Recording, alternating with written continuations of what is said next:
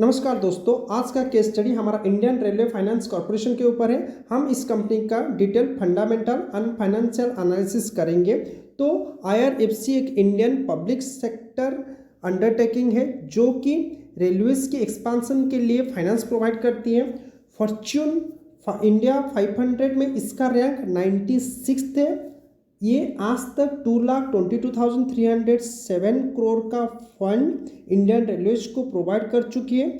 73,979 passenger coaches के लिए और 2,59,661 फ्राइट वैगन्स के लिए आईआरएफसी फंड्स प्रोवाइड कर चुके हैं। तो गवर्नमेंट ऑफ इंडिया इसकी मेजर स्टेक होल्ड करती है और एमओआर जो कि मिनिस्ट्री ऑफ रेलवेज इसका एडमिनिस्ट्रेटिव संभालती है। 18 जनवरी 2020 को इसका आईपीओ आया था और 29 जनवरी 2021 को आईआरएफसी का शेयर एनएससी एंड बीएससी में लिस्टेड हुआ था। तो ये जो कंपनी है ये मोस्टली 12 दिसंबर 1986 को इस्टेब्लिश किया गया था। इसका हेडक्वार्टर आपका दिल्ली इंडिया में है। इसका जो की पीपल है वो अमिताभ बनर्जी। इसका जो मोस्टली प्रोडक्ट्स फाइनेंशियल सर्विसेज है और इसका जो सर्विस मोस्टली 3 तरह का सर्विस प्रोवाइड करती है: लीजिंग, लेंडिंग एंड बोरोइंग। इसका जो रेवेन्यू आज पर 2020 के हिसाब से वो 13,823.45 करोड़ का था। इसका जो ऑपरेटिंग इनकम वो आपका 13,740.39 करोड़ का था। इसका जो नेट इनकम 3,658.73 करोड़ का था। इसका टोटल एसेट ये जो रिकॉर्ड आज पर 2019 वो 2,06,603.60 करोड़ का था। और इसका जो टोटल इक्विटी आज पर 2019 वो 18,585.51 करोड़ का था। इसका ओनर आपका गवर्नमेंट ऑफ इंडिया ही है। तो दोस्तों 1 साल से ये कंपनी रजिस्टर्ड है शेयर मार्केट में। तो हम इसके ऊपर कुछ सवाल जो है हम इस वीडियो में कवर करेंगे, जैसे कि क्या आईआरएफसी इन फ्यूचर अच्छा रिटर्न दे सकता है, हमें इसमें इन्वेस्टमेंट करना चाहिए कि नहीं। तो इस तरह का कई सारा सवाल है कि क्या ये आईआरएफसी आपका आगे जाकर मल्टीबैगर स्टॉक बन सकता है क्या। तो इस तरह का कुछ सवाल हम आगे भी देखेंगे। तो चलिए दोस्तों हम इसका डिटेल फाइनेंशियल की तरफ चलते हैं। तो ये जो कंपनी है ये आईआरएफसी, इसका टोटल मार्केट कैपिटलाइजेशन आपका 44,237 करोड़ का है। करेंट प्राइस ये रिसेंटली मैं जिस वक्त ये वीडियो बना रहा हूँ इसका करेंट प्राइस 33 रुपीज़ 8 पैसा है। और इसका जो स्टॉक पी वो 6.85 है। इसका बुक वैल्यू 33 रुपीज़ है। ये डिविडेंड 4.14% का डिविडेंड यील्ड करता है। बहुत ही अच्छा डिविडेंड ये दिया है। आरओसी इसका 5.11% है। आरओई इसका 15.8% है। इसका जो फेस वैल्यू वो 10 रुपीज़ है। मतलब इन फ्यूचर ये स्टॉक आपका स्प्लिट कर सकता है। तो चलिए आगे भी देख लेते हैं। इसका प्रोज एंड कॉन्स के बारे में थोड़ा एक नज़र डालते हैं। प्रोज के बारे में बात किया जाए तो stock is trading at 1.02 times it's book value, ज़्यादा थोड़ा ट्रेड कर रहा है। Stock is providing a good dividend, ये इसका प्रोज में बहुत अच्छा डिविडेंड ये प्रोवाइड किया है अपना इन्वेस्टर्स को। Company has delivered good profit growth of 45.5% CAGR over last 5 year, जो कि बहुत ही अच्छा रिकॉर्ड है। Company has been maintaining a healthy dividend pay out of 20.4%, बहुत ही अच्छा डिविडेंड। 1 साल से आईपीओ लिस्ट हुआ लेकिन इतना बढ़िया रिटर्न ये अपने इन्वेस्टर को बना के दे रहा है। तो लेकिन कॉन्स के बारे में देख लेते हैं। Company has no interest coverage ratio, इसका इंटरेस्ट कवरेज रेशियो नहीं है। And tax rate seems low, बहुत ही कम टैक्स ये लेता है। Company has a low return on equity of 13.8% over last 3 years. And company might be capitalising the interest, इसका इंटरेस्ट कॉस्ट को कैपिटलाइज शायद कर रहा है। तो चलिए देख लेते हैं इसका जो प्योर कंपैरिजन आपका आईआरएफसी का power finance corporation, REC limited, IFCI, टोर finance corporation, Gujarat state finance के साथ है। तो आप यहाँ देख सकते हैं जो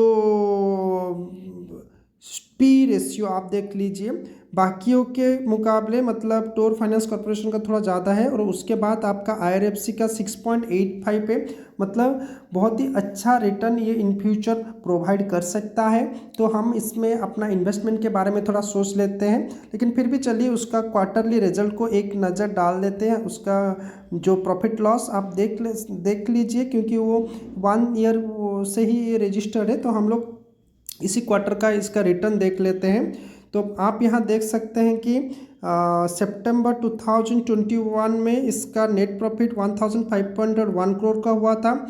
उसके बाद दिसंबर 2021 में 1594, मतलब आपका प्रॉफिट में इंक्रीमेंट हुआ है। मार्च 2022 में इसका 1492 करोड़ का प्रॉफिट, मतलब थोड़ा सा इसका प्रॉफिट डिक्रीज हुआ है।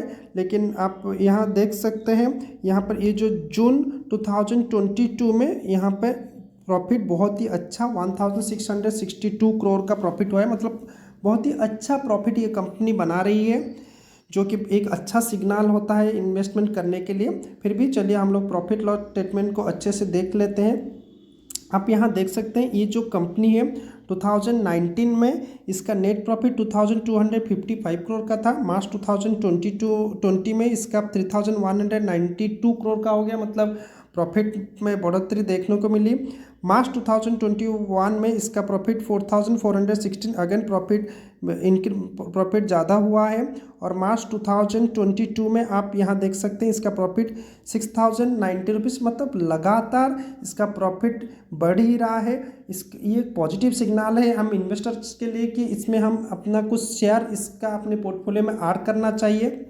चलिए दोस्तों, हम इसका स्टॉक प्राइस CAGR जो कि कंपाउंड एनुअल ग्रोथ रेट है, आप यहाँ देख सकते हैं 1 ईयर में इसका जो CAGR वो 47%, कितना बढ़िया CAGR अपना इन्वेस्टर को बना के दिया है।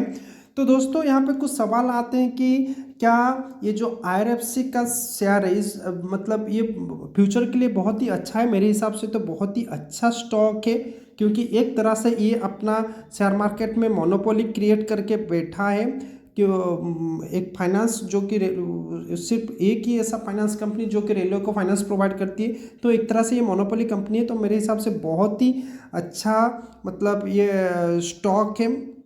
और अगर हम लोग इसका शेयर टारगेट के बारे में बात किए तो मुझे लगता है कि ये डेफिनेटली शेयर 45 रुपीज़ तक ये जाएगा, जबकि अभी ये 33 में ट्रेड कर रहा है। तो डेफिनेटली इसका शेयर प्राइस 45 तक जाने का चांसेस है। और हम इसका डिविडेंड के बारे में बात किया जाए तो बहुत ही अच्छा डिविडेंड ये अपना इन्वेस्टर को बना के दिया है। हम यहाँ देख सकते हैं लगभग 4.16% का डिविडेंड ये यील्ड किया है अपना इन्वेस्टर को। 4.16% तक बहुत ही अच्छा डिविडेंड पे आउट किया है। और इसका अगर हम बोल सकते हैं क्या दैट IRFC भी मल्टीबैगर, अगर मल्टीबैगर स्टॉक बन सकता है कि नहीं, हाँ इसके लिए थोड़ा वेट करना पड़ेगा। लेकिन डेफिनेटली मेरे हिसाब से जिस तरह से इसमें ग्रोथ देखने को मिल रहा है, ये फ्यूचर में एक मल्टीबैगर स्टॉक बन सकता है। तो दोस्तों हमें डेफिनेटली कुछ ना कुछ स्टॉक इसका अपने पोर्टफोलियो में ऐड करना चाहिए। फिर भी चलिए उसका हम लोग टोटल एसेट के ऊपर एक नज़र डालते हैं। इसका एसेट में देखते हैं कि इंक्रीमेंट हो रहा है कि नहीं हो रहा है, वो भी एक नज़र देख लेते हैं। तो दोस्तों आप यहाँ देख सकते हैं इसका जो टोटल एसेट वो मार्च 2020 में 3,80,482 करोड़ का टोटल एसेट था। मार्च 2022 में इसका टोटल एसेट 4,49,980 करोड़ का हो गया। और सितंबर 2022 में इसका टोटल एसेट 4,65,198 करोड़ का, मतलब हर तरफ ये पॉजिटिव साइन दे रहा है कि एक अच्छा और बेहतरीन स्टॉक है, क्योंकि इसका एसेट में भी इंक्रीमेंट हो रहा है। पहले देखिए प्रॉफिट में भी इंक्रीमेंट हो रहा था, अब एसेट में भी इंक्रीमेंट हो रहा है, मतलब बहुत ही अच्छा स्टॉक है, फंडामेंटली स्ट्रॉन्ग स्टॉक है।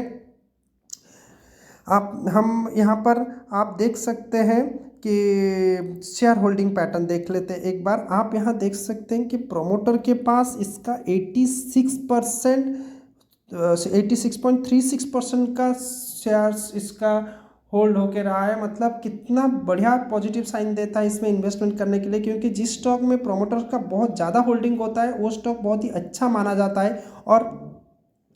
उसी हिसाब से फॉरेन इन्वेस्टर FIS का एंड DIS का भी बहुत ही, इंस्टीट्यूशनल इन्वेस्टर का भी बहुत अच्छा होल्डिंग इसमें है एंड पब्लिक के पास इसका 9.19% का शेयर होल्डिंग है।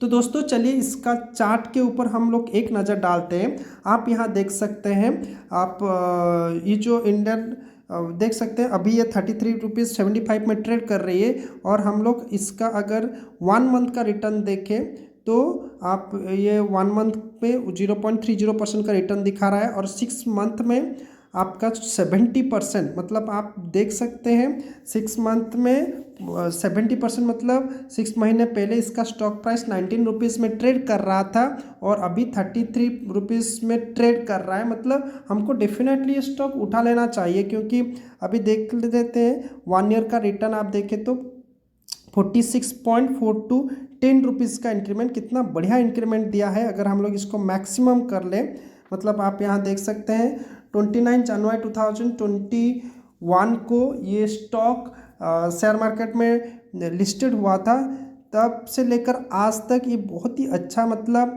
36% का रिटर्न प्रोवाइड किया है, जो कि बहुत ही अच्छा रिटर्न होता है। आप तो दोस्तों ये एक मोनोपोली स्टॉक है, आप चाहे तो इसमें अपना कुछ स्टॉक्स अपने पोर्टफोलियो में ऐड कर सकते हैं। मेरे हिसाब से तो बहुत ही बढ़िया स्टॉक है, हमको अपने पोर्टफोलियो में ऐड करना चाहिए। एक मोनोपोली स्टॉक भी है, इन फ्यूचर इसका ग्रोथ भी अच्छा दिख रहा है। तो दोस्तों अगर आप नया इन्वेस्टर हो और शेयर मार्केट या फिर शेयर मार्केट में एंट्री करना चाहते हो, तो आपको डीमैट एंड ट्रेडिंग अकाउंट की ज़रूरत पड़ेगी। मैंने लिंक डिस्क्रिप्शन में दिया है, आप वहां से लिंक क्लिक करके डायरेक्ट मार्केट में इन्वेस्टमेंट कर सकते हैं। तो दोस्तों आज के लिए इतना ही, मिलते हैं अगले वीडियो में, धन्यवाद।